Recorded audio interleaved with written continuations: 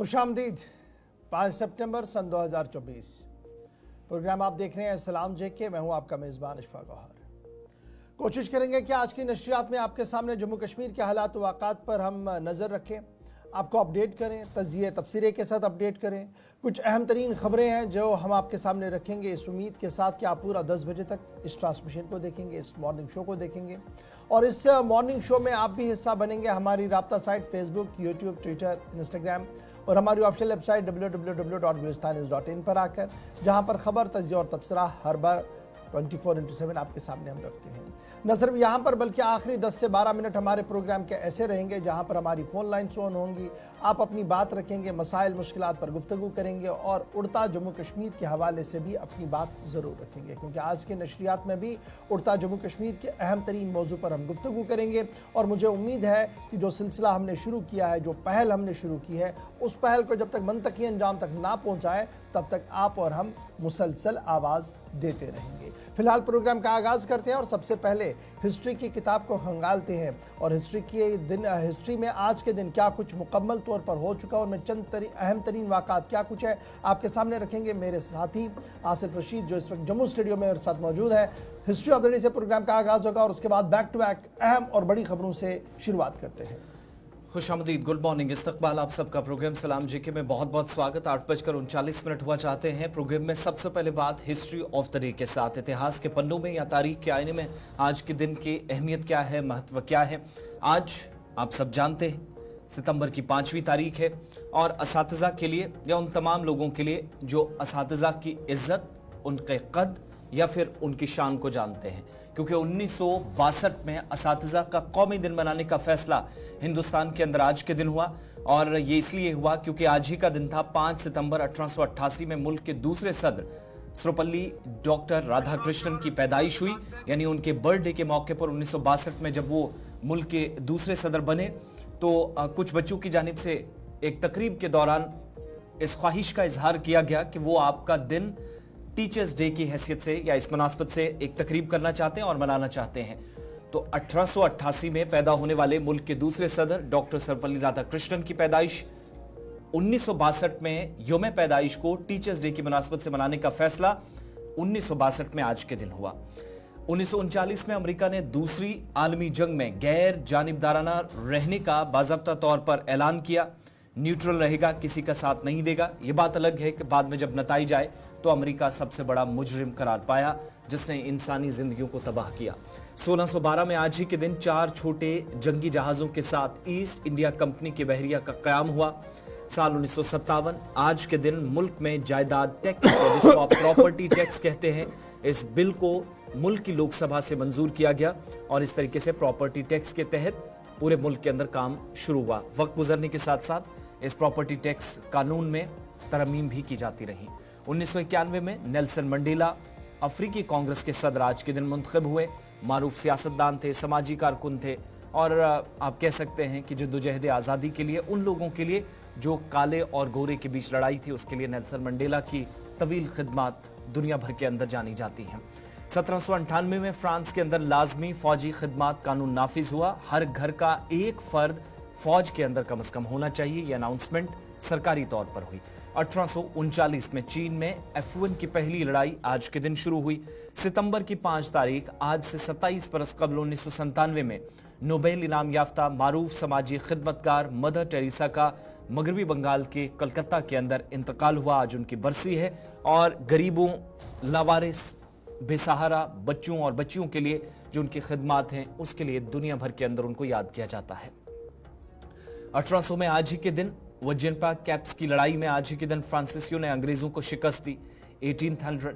और आप कह सकते हैं कि सितंबर की 5 तारीख आज से तकरीबन 224 बरस कबल साल 1990 में आज ही के दिन खलीजी जंग, जिसमें 25,000 पाकिस्तानियों की कुवैत से वतन वापसी हुई। ये तमाम वो लोग थे जब खलीज के अंदर जंग शुरू हुई। कुवैत और इराक भी आमने सामने थे, हमले हो रहे थे एक दूसरे की उन तंसीबात को जो हसास मानी जाती थी, फौजी तंसीबात हो, तेल वाले जो इस्टेब्लिशमेंट्स हों या फिर कंपनियां हों, उनको निशाना बनाया जा रहा था।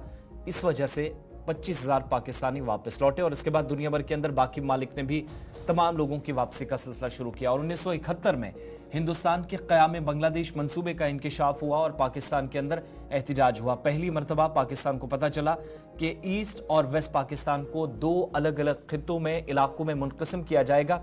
ये प्लान एक चल रहा है, क़याम बांग्लादेश मंसूबा इसका नाम दिया गया। इसका इंकिशाफ हुआ तो पाकिस्तान की तरफ से नाराजगी का इजहार किया गया। हिस्ट्री ऑफ द डे में यह अहम तरीन वाक़यात, बड़ी बातें जो आपके सामने फॉर्मेट के मुताबिक हमने रखी हैं। यहां से आगे बढ़ेंगे। जब आज की तारीख की बात हुई है तो शुरुआत में बताया कि आज 5 सितंबर है।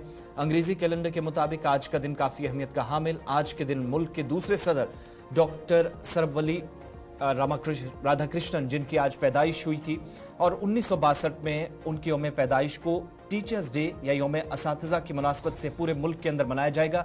यह अनाउंसमेंट हुई थी। शुरुआत ज़रा इसी खबर के साथ, क्योंकि आज मुल्क भर के मुख्तलिफ रियासतों और यूटीज़ से, जिसमें जम्मू कश्मीर की एक खातून टीचर भी शामिल है, शाम 4:15 बजे दिल्ली के अंदर होने वाली तकरीब में बेस्ट टीचर अवार्ड से इशफाक नवाजा जाएगा। बिल्कुल, आज यौम उस्ताद है और इस ज़िमन में जहाँ वादी वर्ग के मुख्तलिफ स्कूलों कॉलेजों के अंदर मुख्तलिफ तकरीबात का अहतमाम किया जा रहा है, वहीं पर सदर हिंद द्रौपदी मुर्मू ने भी तमाम असातिज़ा को इजहार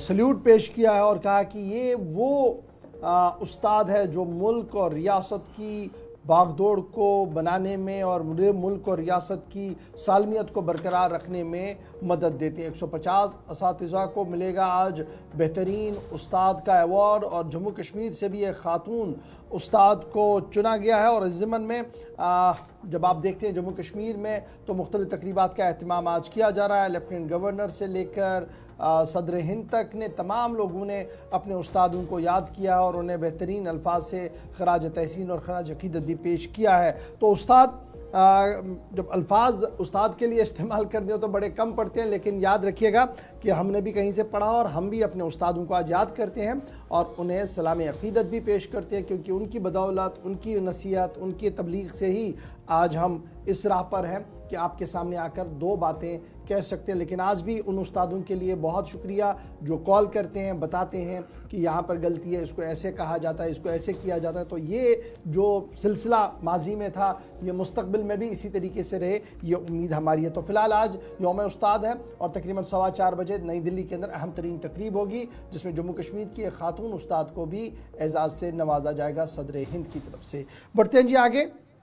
बात ज़रा एक और अहम और बड़ी बात करते हैं, बात गोल्डन कार्ड्स की करते हैं। सेहत स्कीम जिसे जम्मू कश्मीर के अंदर इतलाक़ किया गया था और हज़ारों लोगों ने इसका फ़ायदा उठाया था, स्पेशली उन मरीज़ों ने जो गुर्दे के मर्ज़ में मुब्तला है और मुख्तलिफ मरकज़ों पर डायलिसिस भी चल रहा है। लेकिन अचानक से इफ़को टोक्यो नामी तंजीम और फिर उसके साथ साथ अदालत का मामला, फिर स्टेट हेल्थ अथॉरिटीज़ का मामला इसमें जुड़ा, जिसकी वजह से मुख्तलिफ गैर सरकारी अस्पतालों के अंदर यानी प्राइवेट अस्पतालों के अंदर ये सेहत स्कीम का इतलाक़ और गोल्डन कार्ड का इतलाक़ जो है वो नहीं हो पा रहा है। लेकिन अब बड़ी खबर सामने आ रही है कि आयुष्मान भारत स्कीम का मामला जो है वो लेफ्टिनेंट गवर्नर ने अपने हाथ में ले लिया है और कल रात देर गई लेफ्टिनेंट गवर्नर ने प्राइवेट अस्पताल एसोसिएशन के ज़िम्मेदारों के साथ मुलाकात की है, जिस दौरान प्राइवेट अस्पताल एसोसिएशन ने लेफ्टिनेंट गवर्नर को वो तमाम मामलात और हालात सामने रखे जिससे वो पिछले कई महीनों से रूबरू हो रहे हैं, क्योंकि करोड़ों रुपया वाजिबुल अदा है सरकार का इन अस्पतालों की ओर और अस्पताल इंतज़ामिया ने फैसला लिया था कि वो आयुष्मान भारत या गोल्डन कार्ड जिसे आप कह रहे हैं उसका इतलाक़ नहीं करेंगे। और यही वजह है कि कल जब मीटिंग हुई थी तो मामला ये सामने आया था। Jammu Kashmir hospital and dialysis centres association ने मरकज़ से भी कल मुदाखलत की अपील की और ये साफ कर दिया लेफ्टिनेंट गवर्नर से कि अगर वो फाइनेंशियल असिस्टेंस नहीं दे पाते हैं तो हमें उन लोगों की फ़रिश्तें दें जो बिलो पॉवर्टी लाइन है, जिनका इलाज बहुत ज़्यादा ज़रूरी है, तो हम उनका NGOs के ज़रिए से या किसी गैर सरकारी इदारों से भी मदद करवा कर ये काम आगे बढ़ा सकते हैं। यानी कहीं ना कहीं उन्होंने अपना मौक़िफ़ साफ कर दिया कि जब तक सरकार मुकम्मल तौर पर पैसा जो वाजिबुल अदा है नहीं देती है तब तक इस स्कीम का इतलाक़ आगे नहीं बढ़ सकता। तो याद रखिएगा, इंश्योरेंस कंपनी इफ़को टोक्यो जो है उनका मामला अदालत हालत के अंदर था और अदालत ने सेहत अथॉरिटीज़ की बात सुनते हुए ये फैसला दिया था कि फ़िलहाल जब तक MOU साइन हुआ है ये कंटिन्यू होना चाहिए, लेकिन इफ्को टोक्यो नामी जो तंजीम है, जो इदारा है, एजेंसी है, उन्होंने इसे आगे बढ़ाने से मना कर दिया। और थोड़ी देर पहले हमें ये इतला मिली है कि इफ्को टोक्यो के जिम्मेदारों ने यह साफ कर दिया है कि वो सुप्रीम कोर्ट का दरवाज़ा जम्मू कश्मीर लद्दाख हाई कोर्ट के सिंगल जज की तरफ से जो फैसला दिया गया था इसके खिलाफ वो अब अदालत में जाएंगे और अदालती लड़ाई लड़ेंगे, क्योंकि वो इस स्कीम के तहत रियासत के साथ काम नहीं करना चाहते, अलग होना चाहते हैं, जिसकी वजह से अभी गोनागो मुश्किलात से हज़ारों मरीज़, बीमार और तीमारदार जो है वो परेशान है। फिलहाल बड़ी खबर यही है कि लेफ्टिनेंट गवर्नर के साथ रात देर गए मुलाकात हुई है, लेकिन मुलाकात के अंदर भी कोई बड़ा फैसला होते हुए नजर नहीं आ रहा है। सीधे श्रीनगर चलेंगे जहां से हमारे साथी इमरान ज्वाइन करेंगे। इमरान जरा अपडेट करें जी, बताएंगा कि क्या कुछ तफसीलात है। ये जो सेहत स्कीम की हम मुसलसल खबर कर रहे हैं, हमने इफ्को टोक्यो का भी जिक्र किया कि उन्होंने साफ कर दिया है कि वो सुप्रीम कोर्ट जाएंगे, लेकिन रात देर गए अंजुमन ने मीटिंग की लेफ्टिनेंट गवर्नर से, तो क्या कोई हल निकलता हुआ सरकार की तरफ से नजर आ रहा है, या जो यहां से बात रखी गई है कि लिस्ट दे दीजिए, हम उस लिस्ट को NGO के साथ टेकअप करके उन लोगों का डायलिसिस करेंगे, तो रेस्ट ऑफ द पेशेंट्स का क्या कुछ बनेगा फिर? जी बिल्कुल, दरअसल ये J&K hospitals and dialysis centres association ने गुज़िश्ता रोज दिन के 12 बजे जम्मू कश्मीर के लेफ्टिनेंट गवर्नर मनोज सिन्हा से मुलाकात की और उन्होंने आयुष्मान भारत स्कीम के तहत जो इस वक्त इशू है, जो 160 करोड़ रुपए की जो वाजिबुल अदा रकम है, उस हवाले से लेफ्टिनेंट गवर्नर के सामने अपने मुतालबात रखे और बड़े कॉर्डियल एटमॉस्फेयर में, इतने खुशगवार माहौल में मीटिंग हुई है उनकी। हालांकि मैंने खुद अभी कुछ देर पहले एक एसोसिएशन के फर्द से बात की और उन्होंने कहा कि बड़े अच्छे अंदाज से उनके लेफ्टिनेंट गवर्नर के साथ बात हुई और खासकर इफ्को टोक्यो कंपनी का जिक्र किया गया, जिन्होंने 15 मार्च से ही जो है इस स्कीम की इम्प्लीमेंटेशन को डिसकंटिन्यू किया है और लेफ्टिनेंट गवर्नर की तरफ से एश्योर किया गया था उनको कि तकरीबन शाम होते होते चीफ सेक्रेटरी इस पे कोई बयान देंगे, उनके साथ वो बात करेंगे और शायद ये शाम तक ये जो मामला है हल हो सकेगा। लेकिन चूंकि रात भी गुजर गई है, लेकिन अभी भी सरकारी सतह पर इस हवाले से कोई बयान सामने नहीं आया है, लेकिन उम्मीद की जा रही है कि आज दिन में ये जो मामला है, जो लेफ्टिनेंट गवर्नर के साथ मुलाकात हुई है एसोसिएशन की, कि इस पर चीफ सेक्रेटरी के साथ जो उन्होंने एश्योर किया था कि वो उनसे बात करेंगे और इस मामले को जल्द अज जल्द हल किया जाएगा प्रायोरिटी पे।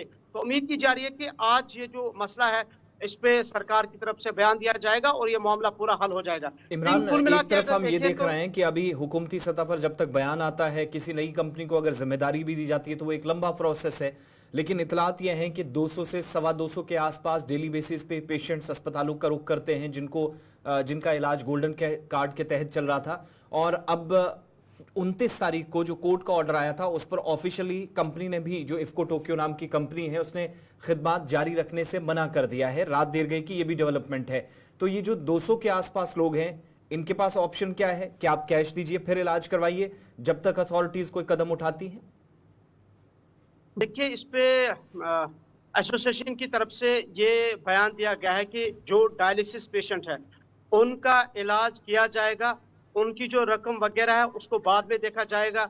सरकार के साथ जब उन्हें पैसे मिलेंगे या NGO इसमें फंड करती है नहीं करती है, तो डायलिसिस के लिए क्लियर कहा गया है एसोसिएशन की तरफ से कि उनके इलाज की या उनकी खिदमात को मुअत्तल नहीं कर दिया गया है। रेस्ट जो बाकी पेशेंट्स है या जो बाकी लोग हैं जो इस सेहत स्कीम के अंडर इलाज करवाते हैं, उनका तो 1 सितंबर से ही हॉस्पिटल्स और डायलिसिस सेंटर हॉस्पिटल्स ने जो है इस कार्ड की इम्प्लीमेंटेशन को डिसकंटिन्यू किया है। जाहिर सी बात है, इस वक्त जो ये वही कार्ड यूज करें, मोस्ट ऑफ द पीपल जो पुअर फैमिली से बिलोंग करते हैं, तो जाहिर सी बात है अगर ये डिसकंटिन्यू करेंगे या डिसकंटिन्यू किया गया है, वो तो सफर कर रहे हैं। इवन कि गुलिस्तान पे मुसलसल 1 हफ्ते से हम खबर चला रहे हैं और प्रोटेस्ट भी हम चला रहे हैं, और जिसकी वजह से मजबूर हुआ है स्टेट हेल्थ एजेंसी बयान देने में कि 104 पे आप कॉल कीजिए अगर कोई भी मामला है। लेकिन मामला यही है कि 160 करोड़ रुपए का जो अभी तक इन हॉस्पिटल्स को जो आयुष्मान कार्ड के अंडर एम्पैनल नहीं हुए, वो अभी वाजिबुल अदा है। और टोक्यो इफको टोक्यो कंपनी जो इंश्योरेंस कंपनी है उनका कॉन्ट्रैक्ट 2022 से 2025 तक है, लेकिन उन्होंने भी फिलहाल इस सर्विस को डिसकंटिन्यू किया है, अच्छा, मुअत्तल किया है, बुनियादी क्योंकि मामला तो यही है ना कि इफको टोक्यो नामी की तंजीम ने कहा कि जनाब हम इसको कंटिन्यू नहीं करेंगे, और उन्होंने अपना खत किताबत पिछले 3-4 महीने से कंटिन्यूसली स्टेट हेल्थ अथॉरिटीज के साथ किया था और ये साफ कर दिया था कि हम इसको नहीं चला सकते हैं। नंबर एक तो ये है, तो क्या हम ये माने कि उस खत किताबत को सीरियसली एडमिनिस्ट्रेटिव पार्ट पर, ब्यूरोक्रेसी लेवल पर नहीं लिया गया? नंबर एक। नंबर दो, जब इफको टोक्यो ये कह रही है कि वो जम्मू कश्मीर लद्दाख हाई कोर्ट के डिसीजन को सुप्रीम कोर्ट में चैलेंज करेगी, दैट मीन्स उन्होंने मन बना लिया है कि वो किसी भी कीमत पर स्टेट एडमिनिस्ट्रेशन के साथ काम करने के लिए तैयार ही नहीं है। देखिए, दोनों चीजें हैं। एक ये कि सरकार कितनी संजीदा है। देखिए, ये स्टेट की स्कीम नहीं है, बल्कि ये सेंटर स्पॉन्सर्ड स्कीम है, और ये बदकिस्मती है कि इस पे सरकार इतनी गैर संजीदा क्यों नजर आ रही है। हालांकि मई में चीफ सेक्रेटरी ने ऑनलाइन मीटिंग की थी और एश्योर किया था मामला हल होगा, और इसके अलावा चीफ एग्जीक्यूटिव ऑफिसर के साथ मई में ही एक मीटिंग हुई थी, उसमें भी उन्होंने कहा था, स्टेट हेल्थ एजेंसी के जो सीईओ है, कहा था कि ये मामला हल होगा। लेकिन बदकिस्मती से सरकार अभी भी इस पर संजीदा नजर नहीं आ रही है। इवन कि कल जिस तरीके से एसोसिएशन लेफ्टिनेंट गवर्नर साहब से मिले हैं और उन्होंने भी अश्योर किया था कि शाम तक ये मामला हल होगा, लेकिन अभी तक भी ये मामला हल नहीं हुआ। तो जाहिर सी बात है, यहाँ से क्लियर साफ नजर आ रहा है कि सरकार इस पे बिल्कुल संजीदा नजर नहीं आ रही है। और हम एक चीज समझ सकते हैं कि सरकार तभी शायद संजीदा होगी जब किसी डायलिसिस पेशेंट की मौत होगी, या कोई ऐसा पेशेंट जो गरीब है, जिसका इलाज इन एम्पैनल हॉस्पिटल्स में नहीं होगा, वो खुदकशी करेगा, डिप्रेशन का शिकार होगा। कल से हम देख रहे हैं कि स्टेट तकरीबन तकरीबन 95 के करीब अस्पताल है जो एम्पैनल्ड है जम्मू कश्मीर के अंदर, और फिर स्टेट एडमिनिस्ट्रेशन ने कहा था कि 104 जो उनकी हेल्पलाइन है उस पर कॉल करे। क्या कोई ग्रीवेंस रिड्रेसल सिस्टम है इस पर? क्या किसी ने जो शिकायत की उसका कोई हल बताया गया या सिर्फ मॉनिटरिंग की गई है? मैंने कल शाम को 2 पेशेंट से बात की थी फोन पे रिगार्डिंग 104, और दोनों पेशेंट्स ने कहा कि हमने 10 मरतबा इस नंबर पे कॉल की, मगर कोई रेस्पॉन्स ही नहीं मिला।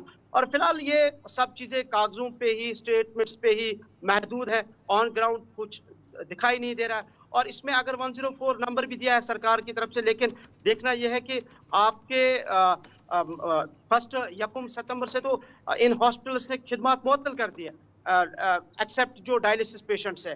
तो टोक्यो, जैसे कि आपने कहा कि इफको टोक्यो अब सुप्रीम कोर्ट का दरवाजा खटखटाएगी, लेकिन मामला यही है कि जब पेमेंट नहीं मिल रही है तो हॉस्पिटल, मैंने इवन कि अभी जिस शख्स एसोसिएशन के एक फर्द से मैं बात कर रहा था, उन्होंने कहा कि हमने कोशिश की थी, मुसलसल हम इलाज कर रहे थे और हम सोच रहे थे कि शायद इस पे सरकार संजीदा होगी, लेकिन अभी महीने भी गुजर गए, 1.5 महीना भी गुजर गया, लेकिन अभी भी हमें कोई पैसा नहीं मिला। तो जाहिर सी बात है, वो अपनी कब तक वो इस खिदमत को जारी रख सकते हैं। चलिए, बहुत शुक्रिया इमरान नाइक को हमारे साथ ज्वाइन करने के लिए। 95 अस्पताल ऐसे हैं जो एम्पैनल्ड अस्पताल हैं और गोल्डन कार्ड के तहत सेहत खिदमत फराहम करते थे जम्मू कश्मीर के लोगों को, लेकिन अब खबर यह है कि ये 95 के 95 अस्पताल जो है वो डिसकंटिन्यू करेंगे, और फिलहाल 200 करोड़ रुपया, ये जो 195 था, अब मुझे इतलात आ रही है कि 200 करोड़ रुपए तक ये रकम जो है वो पहुंची है। और इफको टोक्यो नामी तंजीम ने यह साफ कर दिया है कि वो जम्मू कश्मीर लद्दाख हाई कोर्ट के फैसले को नहीं मानेगी, और इस ज़िम्मन में अगला कदम वो सुप्रीम कोर्ट तक ले जाएंगी और सुप्रीम कोर्ट में खुद को बरी कराने के सिलसिले में इक़दाम किए जाएंगे। तो फिलहाल गोल्डन कार्ड स्कीम का क्या कुछ हाल है, किस तरीके से पंचर होता हुआ नजर आ रहा है और किसकी गलती किसकी खामी है, सब खबर हमने आपके सामने रख दी। अगर इंतजामिया ने कबल अज़ वक्त इस पूरे मामले को संजीदगी से लिया होता और संजीदगी से देखा होता तो शायद आज के दिन ये सूरत हाल नहीं होती, और ये जो हज़ारों की तादाद में मरीज है, फिर उनके साथ तीमारदार है, जो कसम पुरसी की सूरत हाल बनी हुई है, उसकी हमने एक अक्कासी गुज़श्ता दिन श्रीनगर के अंदर भी देखी, जिन्होंने एहतजाज किया था, लेफ्टिनेंट गवर्नर से फरियाद भी की थी। फरियाद का असर यह था कि एसोसिएशन के साथ मुलाकात तो की गई, लेकिन कोई भी हतमी हल अभी तक सामने नहीं आया है, न सरकारी तौर पर हमें बताया गया और ना ही एसोसिएशन ने कोई बड़ी बात इस पूरे मामले में सामने रखी है। यह तो थी बात जनाब उस बड़ी स्कीम की जिसको लेकर हजारों करोड़ रुपए के इश्तिहारात भी छापे गए, बांटे गए और न सिर्फ मुल्क के अंदर इसका ढंडूरा पीटा गया बल्कि रियासत की आवाम को भी बार बार यह भरोसा दिया गया कि किस तरीके से सरकार आपकी सेहत का ख्याल रख रही है। तो सेहत कार्ड का सूरत हाल आपके सामने है। अब आते हैं जी आगे, बात जरा सियासत की करते हैं और बात रियासत के इलेक्शंस की भी करते हैं। राहुल गांधी ने कल जम्मू कश्मीर में दस्तक दी। राहुल ने जम्मू कश्मीर के अंदर तकरीर क्या शुरू की कि कांग्रेस की आला कमान ने चार्जशीट भी दाखिल कर दिया और यह चार्जशीट न सिर्फ जम्मू कश्मीर इंतजामिया के खिलाफ था बल्कि मरकज के अंदर भारतीय जनता पार्टी पर ताबड़तोड़ 15 से 20 सवाल भी पूछे गए, जिसके तहत यह कहा गया कि सबसे ज्यादा बेरोजगारी इस वक्त जम्मू कश्मीर के अंदर है और उसके साथ साथ जो मामलात हैं वो सीधी सीधी बात चार्जशीट के अंदर कही गई कि जम्मू कश्मीर के लोगों को धोखा दिया गया है। कांग्रेस की जानिब से चार्जशीट जारी की गई जिसमें जम्मू कश्मीर के अंदर मौजूदा सूरत हाल, पिछले 4 वर्षों की पॉलिसियां, मरकजी हुकूमत की जम्मू कश्मीर के तई पॉलिसी, जम्मू कश्मीर की सलामती और इक्तिसादी सूरत हाल पर जमीन, नौकरियां, वसाइल, नौकरियों या शहरियों के तहफ्फुज़ जैसे मामलात पर संजीदगी से बात करते हुए एक बार फिर से कांग्रेस ने सवालात खड़े किए। मरकजी पॉलिसियों को हतफ तनकीद इसलिए भी बनाया गया क्योंकि जम्मू कश्मीर के अंदर, जिसका कल बार बार जिक्र किया जा रहा था तकारीर के जरिए, तकरीबात में, ये चार्जशीट उसी के तकरीबन 2 घंटे बाद आई कि मुल्क की पहली रियासत आजादी के बाद ऐसी जिसको 2 हिस्सों में मुनक़सिम किया गया और न सिर्फ मुनक़सिम हुई बल्कि 2 यूनियन टेरिटरीज में हुकूमत की जानिब से तब्दील करना अपने आप में एक गलत फैसला कांग्रेस के मुताबिक था। चार्जशीट में लेफ्टिनेंट गवर्नर को राहुल गांधी, जो बार बार कल भी कह रहे थे, फिर जाकर जब चार्जशीट सामने आई तो कहा गया कि जम्मू कश्मीर के अंदर आज के वक्त में जो आपका हेड ऑफ स्टेट है वो सिर्फ लेफ्टिनेंट गवर्नर नहीं है, वो अपनी मर्जी से फैसले लेने वाला बादशाह है या राजा है। एक बात। दूसरी बात, जब नौकरियों की आई, इक्तिसादी सूरत हाल को डिस्कस करने की आई तो तब 5 पॉइंट्स में मेंशन किया गया और पिछली मेजर रिक्रूटमेंट्स जो हुई साल 2019 के बाद उनमें बैक टू बैक जो घोटाले हुए उसका खुलासा पेश करते हुए कहा गया कि 97,000 से ज्यादा या तकरीबन 1 लाख के आसपास नौजवानों को जिन्होंने फॉर्म जमा किया था, मुख्तलिफ जगहों पर इन नौकरियों के लिए अप्लाई किया था, उनकी जिंदगियां सिर्फ इसलिए तबाह कर दी गई क्योंकि जम्मू कश्मीर के अंदर सरकार के पास कोई प्लान नहीं था। कंपनियां अपने हिसाब से आती रहीं जिन्होंने लूटने का काम किया और यहां से घोटाले की शुरुआत हुई। जो जब इक्तिसादी सूरत हाल की बात की जा रही थी तो नौकरियों पर सवाल उठाए गए। ये वो डेटा है कि 2014 में एलपीजी सिलेंडर कितने का था, पेट्रोल डीजल कितने का था और आज आज के वक्त में कितना है। टैक्सीज कितने पे आम सारिफीन को या शहरियों को 2014 में करने पड़ते थे, 2021 आते आते क्या किया गया, 2024 के वस्त में क्या है। इसके अलावा आज primary education, higher secondary level पर एजुकेशन या फिर इसके अलावा हाई स्कूलों के अंदर एजुकेशन लेवल में एनरोलमेंट कम होना, तमाम तरह की कैंपेन्स, तमाम तरह की कोशिशों के बावजूद सरकारी स्कूलों में बच्चों का कम आना और खाली असामियों को लेकर जो मुख्तलिफ शोबों के अंदर सैकड़ों की तादाद में है, उस पर भी चार्जशीट के जरिए जो कल तक तकारीर में कहा जा रहा था, ये वो चार्जशीट है जो आपके सामने पेश करके ये सवालात तहरीरी तौर पर आवाम के सामने रखे। कांग्रेस ने कल जब अपना चार्जशीट पेश किया तो यह भी कहा कि जम्मू कश्मीर के अंदर मंशियात के दलदल में और उड़ता जम्मू कश्मीर बनाने में जिस तरीके से मरकज से लेकर जम्मू कश्मीर इंतजामिया ने हाथ बटाया है वो किसी से छुपा नहीं है। साल 2023 से लेकर 2024 के आंकड़े भी रखे गए, हॉर्टिकल्चर सेक्टर की तबाहाली पर जिक्र किया गया और उसके साथ साथ जिस तरीके से पावर प्रोजेक्टों, आला तालीम और करप्शन का जिक्र किया गया, उसमें 2 बड़ी बातें, एक सत्यपाल मलिक का वो डिस्क्लोजर जिसको लेकर सीबीआई इंक्वायरी कर रही है और दूसरी तरफ से वो सीनियर ऑफिसर जिसको लेकर कार्रवाई बाद में हुई है, परमार का, वो भी जिक्र किया गया कि किस तरीके से यहाँ पर सूरत हाल बनी हुई है। पावर कट से लेकर दीगर पावर जनरेशन के मामलात को भी कांग्रेस ने अपने चार्जशीट में डाल दिया और ये साफ कर दिया कि आने वाले चुनाव जो जम्मू कश्मीर में हो रहे हैं आज, जिस पर कैंपेन चल रहा है, ये किस तरीके से आगे बढ़ेगा और इलेक्शन मैनिफेस्टो के अंदर कांग्रेस के अंदर क्या कुछ हो सकता है। ये वो चार्जशीट है जो रात देर गए दिल्ली से जारी किया गया। जब राहुल गांधी ने पहली तकरीर संगलदान में शुरू की तो फौरन जयराम रमेश ने दिल्ली में इस चार्जशीट को सामने रख दिया। हमारे साथ हमारे 2 मेहमान ज्वाइन करेंगे। कांग्रेस से हमारे साथ गुलाम जीएम मोंगा साहब, सीनियर लीडर है कांग्रेस के, और साथ साथ डॉक्टर ताहिर चौधरी साहब, भारतीय जनता पार्टी के तर्जुमान, भी हमारे साथ ज्वाइन कर चुके हैं। डॉक्टर साहब, सबसे पहले आपके पास आऊंगा और उसके बाद कांग्रेस का दोबारा भी रिएक्शन इस पूरे मामले पर लेंगे। कल राहुल ने ऑफिशियली कैंपेन को शुरू किया संगलदान में और फिर जनूबी कश्मीर के इलाके के अंदर उन्होंने कैंपेन शुरू किया। कैंपेन यहां से शुरू किया गया, बैक टू बैक लोगों से कहा गया कि वोट डालें। दूसरी तरफ से कांग्रेस ने दिल्ली से बड़ा चार्जशीट बीजेपी पर लगा दिया है। किस तरीके से चार्जशीट को आप देख रहे हैं, कैसे आप इसको जवाब देना चाहेंगे? देखिए गौहर साहब, कल राहुल गांधी की शुरुआत थी जम्मू से, जो इन्होंने वहां से की, और मुझे लगता है कि राहुल गांधी जी प्रॉपर ढंग से होमवर्क करके जम्मू कश्मीर में नहीं आए, और ये राहुल गांधी साहब की पुरानी आदत है। जो भी इल्जामात जम्मू कश्मीर की एडमिनिस्ट्रेशन पे लगाए गए, सेंट्रल हाई कमांड पे लगाए गए, बेबुनियाद सी चीजें थी। पिछले 10 साल में जम्मू कश्मीर में जो डेवलपमेंट हुआ है शायद उनको नहीं नजर आ रहा है। वो काले सनग्लासेस लगा के यहाँ पे घूम रहे हैं, काले पट्टी उन्होंने आंखों के ऊपर बांध के रखी है, जो चीजें उनको डेवलपमेंट की नजर नहीं आ रही है। 10 साल में जम्मू कश्मीर सामने आया है और पूरी दुनिया ने इस चीज को माना है। हर चीज में जम्मू कश्मीर में डेवलपमेंट हुई है, इस चीज को हमें मानना पड़ेगा, और कांग्रेस के कहने से ये बातें नहीं होंगी। अच्छा जी, ताहिर साहब, सबसे पहला मामला बेरोजगारी का, जिस पर लेकर सबसे ज्यादा हंगामा किया गया है चार्जशीट के अंदर, और डाटा पेश किया गया पीएलएफएस का, जिसमें कहा गया कि मार्च 2024 में जो डाटा सामने रखा गया उसमें पूरे मुल्क के अंदर दूसरे नंबर पर जम्मू कश्मीर यूनियन टेरिटरी है, जहां पर सबसे ज्यादा बेरोजगारी है। क्या ये सही है या गलत है? नहीं, ये डाटे इनके अपने बनाए हुए डाटे हैं। ये गांधी परिवार अपने घर के अंदर बना के डाटे बना रहा है और पब्लिक को दिखा रहा है, ऐसा कुछ नहीं है। पिछले 10 साल में जम्मू कश्मीर में इतनी भी बद से बदतर हालात नहीं हुई। अपने दौरे हुकूमत की बातें करें, जम्मू कश्मीर को किस हालात में नहीं, क्या ये डाटा सही है कि बेरोजगारी की शरह सबसे ज्यादा है या कम है हमारे पास? मैंने कहा ये डाटा ये लोग अपने घरों में ऑफिशियल डाटा क्या है डॉक्टर साहब, बताइएगा जरा। देखिए इतनी बद से बदतर हालात नहीं है जिस तरह से। दूसरे नंबर पर हम, या तो सरकार खुद भी मान चुकी है कई बार असेंबली के अंदर और लोकसभा के अंदर, माफ कीजिएगा। नहीं, जम्मू कश्मीर में रोजगार आए हैं, अवाम जो नया हमारे यूथ है उनको रोजगार मिले हैं। सरकारी नौकरियां पहली बार जम्मू कश्मीर में जितनी भी मिली हैं मेरिट के ऊपर मिली हैं, ये चीज मैं आपको क्लियर कर। जितने भी लगे हैं सारे बाद में स्कैंडल्स में आए हैं, सबकी एफआईआर हुई हैं, सब रिजेक्ट हुए हैं, ये भी तो सबके सामने है।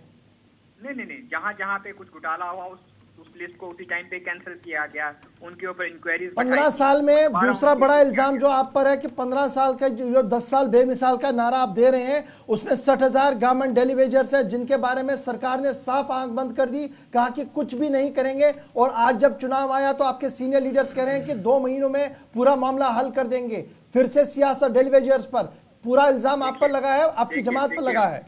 गौहर साहब, जहाँ तक डेली वेजर्स की बात आती है, मैंने आपको पहले भी बहुत बार कह दिया, ये हमारे लोग हैं, हमारे परिवारों के लोग हैं, और बड़ी मुश्किल हालात में पिछले कुछ टाइम से गुजर रहे हैं, और ये नहीं कांग्रेस एनसी की देन है, ये भी मैं आपको बता दूं। तो 10 साल में हल क्यों नहीं हुआ जनाब? नहीं, देखिए इन लोगों ने जितने ब्लंडर किए हुए हैं, उन चीजों पे, उन जख्मों पे अगर मरहम लगाएगी। नहीं, ब्लंडर वाली बात ही नहीं, या तो ये कहिए ना कि ये लीगल है, खत्म मामला, या कहिए लीगल तो बाहर का रास्ता दे दीजिए इनको। देखिए इन लोगों को प्रॉपर मान सम्मान के साथ इनको हम रिड्रेस करेंगे। ये भारतीय जनता पार्टी 10 साल में तो हुआ नहीं, यही तो इल्जाम आप पर है कि 10 साल बेमिसाल का नारा आपका है, लेकिन कुछ नहीं हुआ। आगे बढ़ते हैं जी। एक और बड़ा इंपॉर्टेंट, जो मेरे लिए बड़ा इंपॉर्टेंट है, क्योंकि वजीर दाखिला साहब इस बारे में मेरे साथ भी बात कर चुके थे। उन्होंने कहा कि जो ज्योग्राफिकल बैलेंस है, जो हमारे डोमिसाइल का मामला है, इसका पूरा ख्याल रखा जा रहा है और बाहर को किसी को जमीन नहीं दी जा रही है। कांग्रेस का आरोप है कि 12,000 डोमिसाइल सर्टिफिकेट्स बाहर के लोगों को दी गई विदाउट प्रॉपर वेरिफिकेशंस के। ये बड़ा इल्जाम है, ये भी एक बड़ा इल्जाम है, और ये बड़ा मामला पेचीदा बन रहा है। और ये सरकारी डेटा को कलेक्ट करके इसमें तफसीलात शेयर की गई हैं। ताहिर साहब, देखिए आसिफ साहब और गौहर साहब, मैं आपको एक चीज क्लियर करूं। इलेक्शन का टाइम है, और असेंबली इलेक्शन जब होते हैं, स्पेशली कांग्रेस हो, नेशनल काउंसिल हो, पीडीपी हो, हर तरह के हथकंडे ये अपना रहे हैं। हर तरह की लोगों को डिस्टर्ब करने के लिए, लोगों को गुमराह करने के लिए इस तरह की इंफॉर्मेशन, इस तरह के डाटे स्प्रेड कर रहे हैं। मैंने आपको पहले कह दिया, इस तरह के डाटे गांधी परिवार अपने घर में बैठ के बनाते हैं और इलेक्शन के टाइम पे बाहर लेके आते हैं। तो क्या मैं ये मानूं कि ये जो डाटा दिया गया है कांग्रेस की तरफ से, इसको लेकर एक ऑफिशियल कंप्लेंट आपकी तरफ से, आपकी जमात की तरफ से राहुल गांधी के खिलाफ होगी? नहीं, देखिए जम्मू कश्मीर के अवाम के साथ कहीं पे भी धोखा नहीं होगा। जम्मू कश्मीर का अवाम टॉप प्रायोरिटी। ताहिर चौधरी साहब, अगर ये डाटे फर्ज है, अगर ये डाटे सही नहीं है और इसको पब्लिक डोमेन में कांग्रेस ने लाया, तो क्या बीजेपी ऑफिशियली कंप्लेंट करेगी इस बारे में?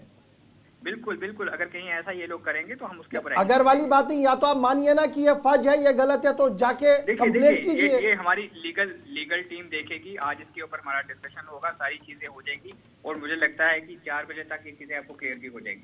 चलिए, बहुत शुक्रिया जी डॉक्टर साहब हमारे साथ ज्वाइन करने के लिए। डॉक्टर शाहिद चौधरी बता रहे थे 4 बजे तक इस चार्जशीट को देखा जाएगा, कितना सही कितना गलत है, जरूरत पड़ी तो कार्रवाई भी होगी। लेकिन कांग्रेस के सीनियर लीडर जीएन मोंगा साहब भी हमारे साथ है। मोंगा साहब बहुत शुक्रिया जी ज्वाइन करने के लिए। ताहिर चौधरी साहब तर्जुमान है, इलेक्शन इंचार्ज जम्मू कश्मीर के भी हैं। आप सुन रहे थे किस तरीके से बता रहे थे, लेकिन क्या वाकईतन ये सरकारी डाटा नहीं है, फर्ज किया हुआ डाटा है और इसी तरीके से बनाया गया है ये चार्जशीट? देखिए, सबसे पहले आपका शुक्रिया इशफाक साहब। इसमें मैं ये कहना चाहता हूं कि जो मैंने इनका जवाब सुना अपने साथी का जो बीजेपी पार्टी से हैं जी, तो मुझे बड़ा दुख हो गया। He should have studied this, उससे पहले देखना चाहिए था क्या चार्जशीट है। चार्जशीट तो ऐसे हवा में तो नहीं आता है, इसको बाकायदा रिसर्च हुआ है इस पे, तब जाके रेस्पॉन्सिबली इसको फिर शाया किया गया, लोगों के सामने लाया गया, जम्मू कश्मीर के लोगों के सामने लाया गया। और देखना चाहिए था पहले, इनको स्टडी करना चाहिए था, then they should have come prepared. अगर कहीं गलत डॉक्यूमेंट है, डॉक्यूमेंटेशन गलत है, कुछ उसमें तादाद कम है या ज्यादा है, देखना चाहिए था। ऐसी बात तो है नहीं, इसमें पूरा रिसर्च होके ये शाया किया गया है और ये सदाकत पर मुबनी है। जो आपने अभी कहा कि अनएम्प्लॉयमेंट का जो है फिगर दिया है, जो भी फिगर दिया है वो बिल्कुल सही है। और बीजेपी, क्योंकि जम्मू के सूबे में भी लोग अब समझ गए हैं कि भारतीय जनता पार्टी ने क्या धोखा किया है इस स्टेट के साथ। पहले स्टेट को डाउनग्रेड किया गया और वहां पर फैसला किया गया, पार्लियामेंट में जवाब आया कि भाई हम आपको वापस दे देंगे। कब वापस देंगे? डाउनग्रेड किया, स्टेट को डाउनग्रेड किया। अभी तक उसके मतलब कोई बात नहीं। उसके बरक्स कल हमारे लीडर ने कहा कि जो ही हमारी हुकूमत आएगी हम स्टेट वापस दे देंगे। किस बना पर? अच्छा जी, बड़ा इंपॉर्टेंट मोंगा साहब, स्टेटहुड की बातें तो हर जगह हो रही है, लेकिन कांग्रेस से जो हम सुनना चाहते हैं 370 और 35A के मामले पर, क्या आप नेशनल कॉन्फ्रेंस के स्टैंड को टो करते हैं या यहां आकर आपकी पॉलिसी एंटायरली चेंज है? ये टो करने की बात नहीं है। हम कहते आए हैं कि स्टेटहुड भी देंगे, जॉब राइट्स और लैंड राइट्स। मेरा सवाल तो जॉब राइट वाला है नहीं, मेरा सवाल सीधे से है 370 एंड 35A, जिसको लेकर नेशनल कॉन्फ्रेंस कह रही है कि जनाब हमने किसी भी कीमत पर उसको वापस लाना है। क्या नेशनल कॉन्फ्रेंस की इस आवाज के साथ मिलाकर अलायंस में आप आगे बढ़ेंगे? देखिए, ये 370 आपने बीच में लाया, इस वक्त आप चार्जशीट की बात कर रहे हैं। ये भी तो इसी का हिस्सा है। जब मैं चार्जशीट पर उसको ग्रिल कर सकता हूँ, बीजेपी से सवाल पूछ सकता हूँ, तो यहाँ पर राहुल जो एक्सपेक्ट किया जा रहा था, राहुल ने कल स्टेटहुड की तो बात की, ये भी कहा कि पहली रियासत है जिसको यूटी बनाया गया, लेकिन 370 वाले मामले पर क्या मैं ये मानूं कि नेशनल इंटरेस्ट में जो डिसीजन बीजेपी ने लिया वो स्टैंड स्टिल है? आपने डाइवर्ट किया इसको 370 की तरफ। अगर आज का टॉपिक वही दोनों इंपॉर्टेंट है ना, पे बात हो जाए। मोंगा साहब, दोनों इंपॉर्टेंट है। जहां बीजेपी को ग्रिल किया जाएगा कि आप इन सवालों का जवाब दिया जाए, वहां राहुल से भी तो एक्सपेक्ट किया जा रहा था कल जम्मू कश्मीर के अंदर कि वो 370 और 35A पर भी अपनी पोजीशन क्लियर करेंगे, नहीं किए, इसलिए आपसे पूछा जा रहा है। इसी में मैं कहता हूं आपको, जो आपने अभी फरमाया, जैसे आपका ये जो पहले होता था स्टेट सब्जेक्ट में कम से कम वेरिफिकेशन होती थी, कभी महीने 2 महीने 3 महीने भी लगते थे। लेकिन आज देखिए, डोमिसाइल आप अभी अप्लाई करते हैं, विद इन कुछ टाइम में, एक ही दिन में आपको with in 24 hours you get domicile certificate. क्यों? इसको इतना आसान बनाया, जो भी जिस स्टेट, बाहर के स्टेट से जो आएगा यहाँ, वो ले सकता है, लेता है। ठीक है मोंगा साहब, ये चीजें हम मान लेते हैं, इस पर टाइम टू डिस्कशंस भी होंगी। अब चुनाव है आगे, आप भी बात करेंगे, काउंटर बयान भी आएगा, शाम 4 बजे तक हम एक्सपेक्ट कर रहे हैं बीजेपी का भी एक रिस्पॉन्स आएगा इस पर। लेकिन एक बड़ा सवाल जो बड़ा इंपॉर्टेंट है, जम्मू कश्मीर के जाविये से जब हम बात करते हैं, नेशनल कॉन्फ्रेंस का स्टैंड है 370, 35A एज इट इज, जो 5 अगस्त सन 2019 को था, इसको रेस्टोर करना, उसको लेकर वो अपनी कैंपेन को शुरू कर चुके हैं, बात कर रहे हैं। क्या कांग्रेस भी इसी स्टैंड को टोक कर रही है जम्मू कश्मीर के अंदर? बस छोटा सा सवाल है। 5 अगस्त 2019 को हमारी सबसे बड़ी जो कमेटी है, पावरफुल कमेटी, वो उसको कहते हैं वर्किंग कमेटी जी, ऑल इंडिया वर्किंग कमेटी ने उसी दिन इस पे एक डिटेल्ड 2 सफ़े का जवाब दिया है। आप मेहरबानी करके वो देख लीजिए और then you can put me question. लेकिन मोंगा साहब, उसमें ये तो नहीं ना बताया गया, उसमें कहा गया कि अनकॉन्स्टिट्यूशनल जरूर बताया गया उस वक्ती तौर शायद बयान जारी है, फ्यूचर प्लान क्या है कोई तस्वीर आज तक साफ नहीं हो सकी।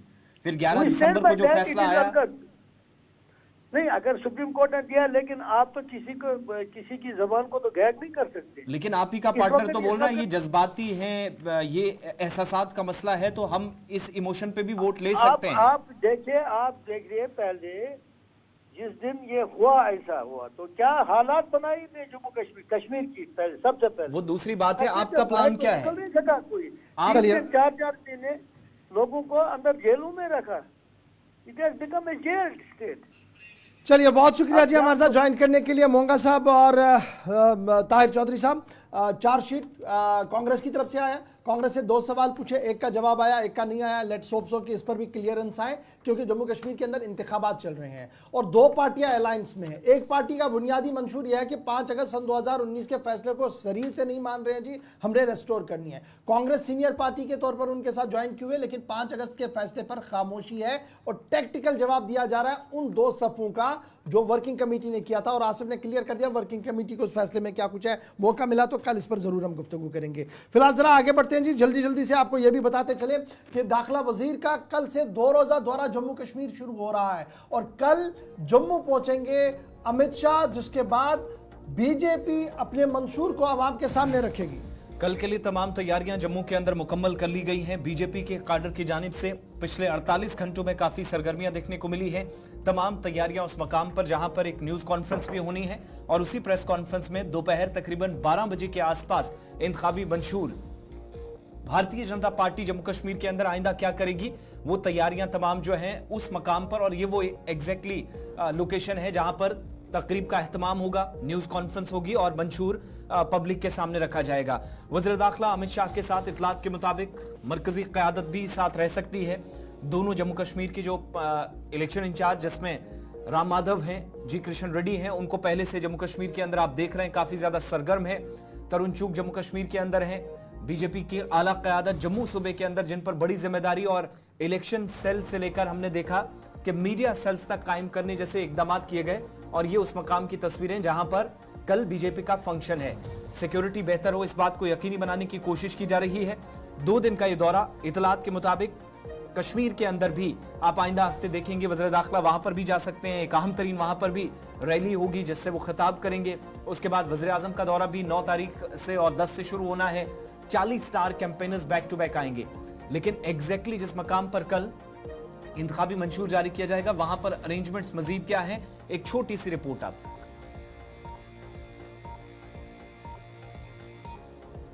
गृहमंत्री अमित शाह 6 सितंबर को जम्मू का दौरा करेंगे और सुरक्षा व्यवस्था इस समय पुख्ती करते हुए नजर आ रही है। तलाशी अभियान इस समय किया जा रहा है। आप ये साफ तौर पर तस्वीर देख सकते हैं। जम्मू के जहां पर मीडिया वॉर रूम बनाया गया है, वहां पर पूरी तरीके से इस समय तलाशी अभियान किया जा रहा है। डॉग स्क्वाड की टीम इस समय मौजूद है, बम स्क्वाड की टीम इस समय मौजूद है, जो कि चप्पे चप्पे को खंगालती हुई नजर आ रही है। 6 सितंबर को गृहमंत्री अमित शाह दौरा करेंगे। 2 दिन का ये दौरा रहने वाला है और उसको लेकर आप देखिए इस समय छोटी से बड़ी वस्तु को जो है वो खंगाला जा रहा है। छोटी से बड़ी वस्तु पर इस समय ध्यान रखा जा रहा है। सुरक्षा व्यवस्था पुख्ती इस समय जो है वो करते हुए नजर आ रहे हैं। यही वो स्थान है जहां से गृह मंत्री अमित शाह मीडिया को संबोधित करेंगे और अपना पार्टी का मैनिफेस्टो रिलीज करेंगे। छोटी से बड़ी वस्तु को चेक किया जा रहा है ताकि किसी प्रकार का कोई भी खलल ना हो। और गृह मंत्री अमित शाह जब जम्मू पहुंचेंगे तो किसी प्रकार की कोई भी घटना जो है वो पेश ना आए और सुरक्षा व्यवस्था पुख्ती हो, उसको लेकर इस समय आप देखिए तलाशी अभियान किया जा रहा है।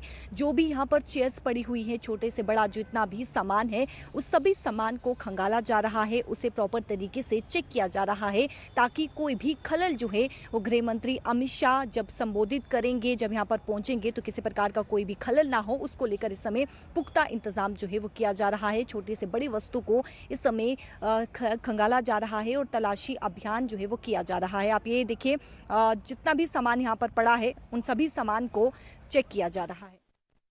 शिल्पा शर्मा रिपोर्ट पेश कर रही थी। ये वो लोकेशन है जहां पर आप देखेंगे मीडिया वॉर रूम बीजेपी ने कायम कर रखा है। अगले 1.5 महीने तक सरगर्मियां यहीं से होंगी और डॉग स्क्वाड समेत सिक्योरिटी की जो अहम तरीन एजेंसियां हैं वो पिछले 24 घंटों से काफी मसरूफ इस हिस्से में नजर आ रही है और यहीं पर तकरीब होगी। कुछ ज्वाइनिंग्स भी हैं, खबरें ये हैं कि मुलाकातें काफी लोगों से होनी है और यहीं पर इंतखाबी मंशूर कल बीजेपी ज्वाइन करेगी।